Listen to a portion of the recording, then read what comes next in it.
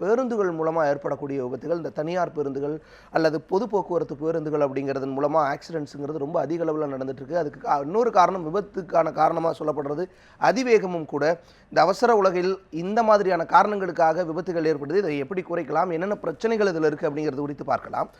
முதலாவதாக எவ்வளவு பேருந்துகள் இருக்குது அப்படிங்கிறது குறித்து பார்க்கலாம். தமிழகத்தில் 2015ஆம் ஆண்டு நடைபெற்ற மொத்த விபத்துகளினுடைய எண்ணிக்கை 67,250. இந்த விபத்தில் உயிரிழந்தவர்களினுடைய எண்ணிக்கை 15,642 பேர். பலத்த காயமடைந்தவர்கள் 9,400 பேர். லேசான காயமடைந்தவர்கள் 70,000 பேர். கிட்டத்தட்ட ஒரு 1,00,000 பேர் அளவுக்கு ஒரு ஆண்டுக்கு தமிழகத்தில் விபத்துகளின் மூலமாக பாதிக்கப்படுறது இதன் மூலமாக நம்ம பார்க்க முடியும். இதற்கான காரணங்கள் என்ன அப்படிங்கிறது பார்க்கும் பொழுது ஓட்டுநர் மீது தவறு இருப்பது ஒரு காரணமாக பார்க்கப்படுது.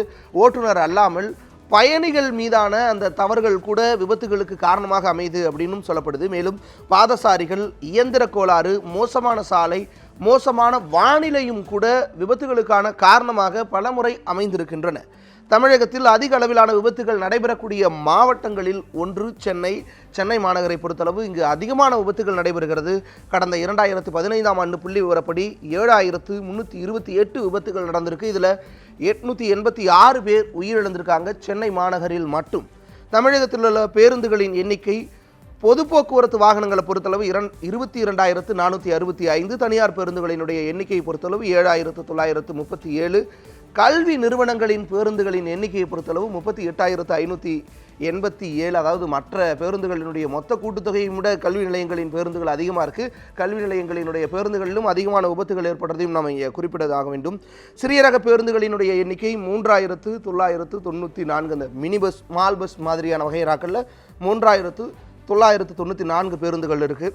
2015ஆம் ஆண்டு வரை அரசு பேருந்துகளால் ஏற்பட்ட விபத்துகளின் எண்ணிக்கை 3,676 விபத்துகள். அதில் 217 பேர் உயிரிழந்திருக்கின்றனர்.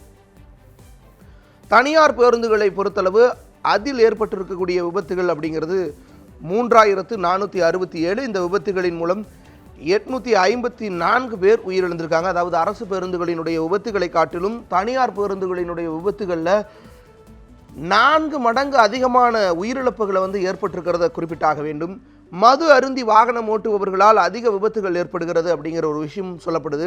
2015-16 கணக்கீட்டின்படி மது அருந்தி வாகனம் ஓட்டிய 4,057 பேரின் ஓட்டுநர் உரிமம் தற்காலிகமாக ரத்து செய்யப்பட்டு இருக்கிறது. 622 பேரின் ஓட்டுநர் உரிமம் ரத்து செய்யப்பட்டிருக்கு. இந்த புள்ளி விவரங்களை எல்லாம் நாம் பார்க்குற ஒரு விஷயத்திலிருந்து தெரிந்து கொள்ள வேண்டிய மிக முக்கியமான விஷயம், அரசு பேருந்துகளின், தனியார் பேருந்துகளின், அதாவது இந்த பேருந்துகளின் மூலமான விபத்துகளில் அதிக அளவு உயிரிழப்பு ஏற்பட்டிருக்கு.